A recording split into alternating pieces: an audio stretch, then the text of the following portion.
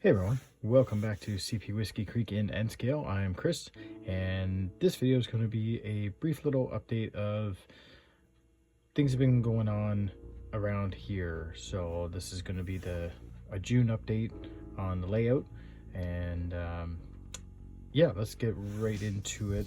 So one of the actually only things I've been working on lately has been this Intermountain kit.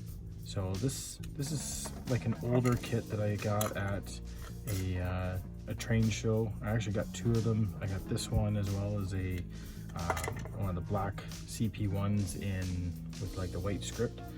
So they're not the ready to run that you get a lot of these days. You actually had to assemble this, and it was kind of neat to be able to go through that whole process of assembling everything. One thing that I found, here's the instructions. They weren't necessarily the greatest instructions to go off of. So I found that I was actually very lucky and fortunate that I had a very similar car. So especially when it came time to assembling all of the little intricacies for the air brake system, then it was nice to have a reference to sort of go off of, and even little things like some of these, I think there's some type of like handlebars or footsteps or things like that to, go off of something else, because I found that on some of the instructions it might just show like this little piece H here, one of those, but you can't see on the other side, but it actually wants you to put one on the other side. In fact, going off of this one, they have them on both sides. So little things like that it kind of explains why they give you so many of them. So it was nice to have that reference to go off of, because I mean, like I said, this is an older kit that doesn't have the best assembly instructions, but it was still kind of neat to be able to sit down and actually make my own rail car. So if you can ever find those at train shows, I highly recommend it. I did end up also getting we had a store closing out here in Canada called Factory Direct, and so they have like cheap stuff, like kind of like a liquidation place. So they had this little kitchen scale, and because everything was 50, if not more % off, so I got it for a few bucks, but it's perfect for doing weights for rolling stock. So this guy here, it comes in at 1.05 ounces. So I do need to add some weight to this new car because it comes in at 0.4. So definitely need to add a little bit of weight to it, but otherwise everything is finished with it. The one thing that I did change, I didn't like the couplers. Actually, the weird thing is I ordered some Microtrain trucks and couplers, because when I looked at the kit, it didn't come with anything. I didn't realize that actually inside the body, when it was inside of the case, it actually did come with couplers and trucks. So I ordered some. I actually ordered two because, like I said, I got another freight car to do same style. So I got two of these Microtrain sets, and only to find out when I actually started working on it that it came with some. But I'm glad that I did, because I didn't really like the couplers that came with it. So I'm glad that I put some Microtrains on there. So other than adding weight, then I'm considering this guy done. So now, since I got my feet wet with trying to assemble one of these guys, then hopefully the black script one will come along a little bit better. So that's really actually the only N-scale-ish thing that I've been working on. Been pretty busy working on the nicer weather, so I've been working outside and doing things around the house, and been working at the local train station trying to help restore that.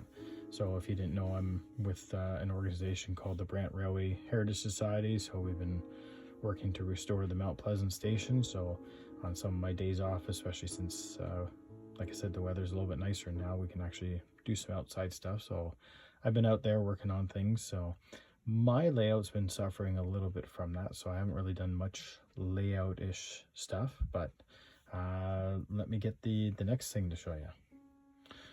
So I ended up getting something off of eBay recently, and I'm sure this will perk up the ears of Mr. James Galton over at the Dundas Junction. So this is a THMB, I guess it's some type of like gold bond. So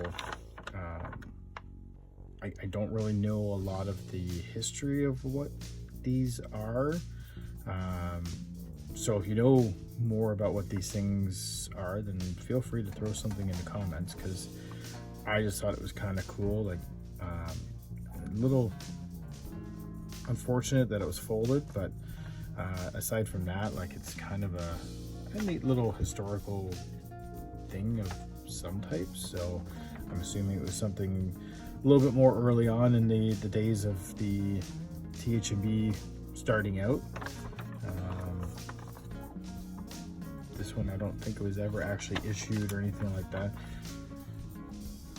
And the interesting thing is this thing is due by 1966, so I don't know if how far before that this was a thing, but it's kind of a neat little thing. I'll get a nice frame for it and put it up in the train room. So nice little Toronto Hamilton and Buffalo memorabilia, I guess you can say, propaganda, who knows. So neat little thing that I found. I've been looking at it for a little while on oh, just getting thrown off by something here.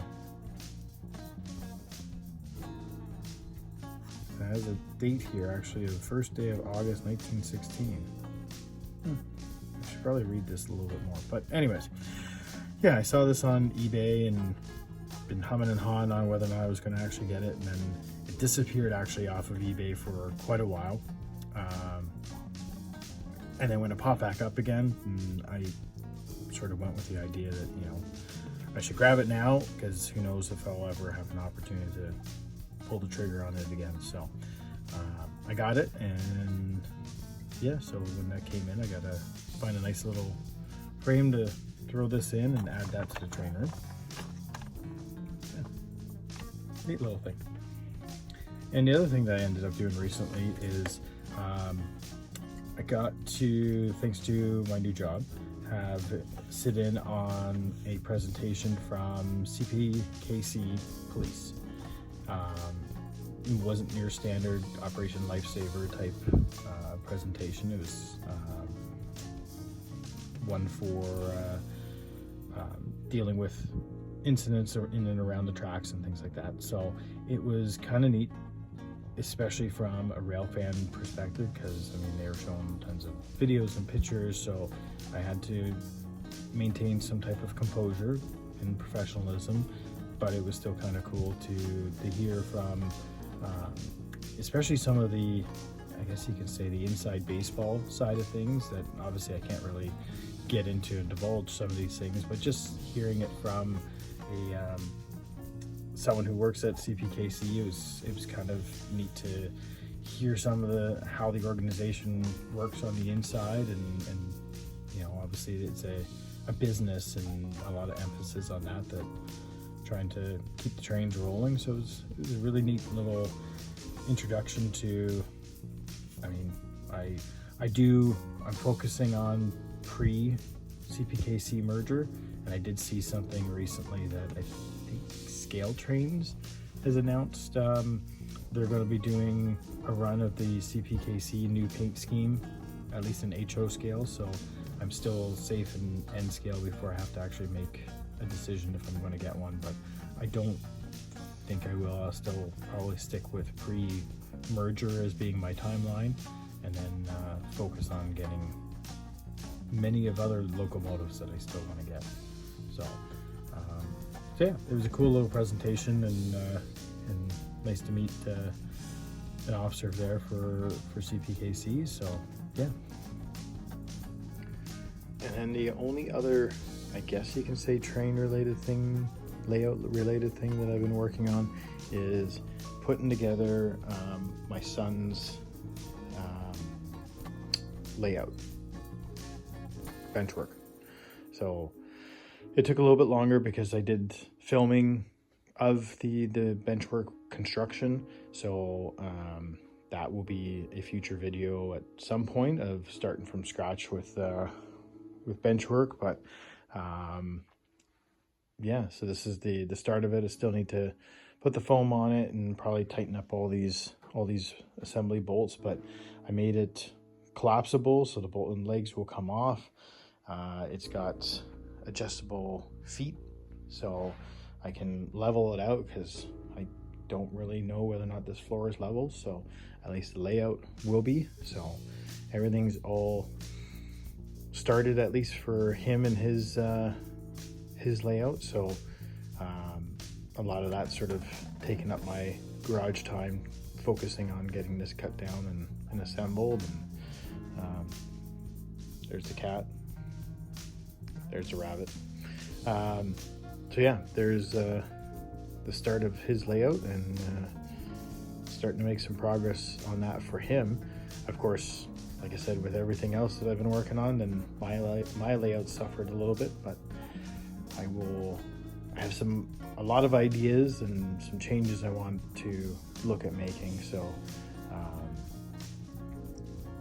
yeah, I do need to get back to mine. So hopefully for the next layout update, then I'll have some changes to share with you. So thanks for tuning in for this brief little update on the pre-summer status of things. And then they're certainly saying that this summer is supposed to be a hot one, so probably look for some opportunities to hide inside and stay nice and cool, because at least it's cold down here. So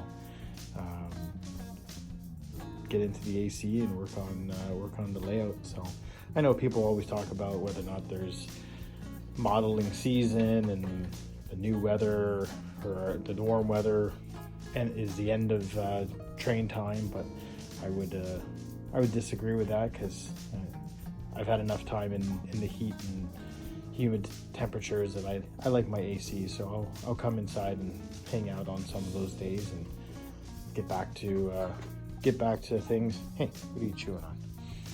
Get back to things over here. So like I said, not much has moved around or changed around here, other than leaving boxes lying around and some of the new cars that I picked up. And I'm sure with everyone else out there, every flat spot ends up being storage, but definitely some changes coming around here. So we'll see what happens over here. So that'll be on the next layout update. So once again, thanks for tuning in. Have a good one.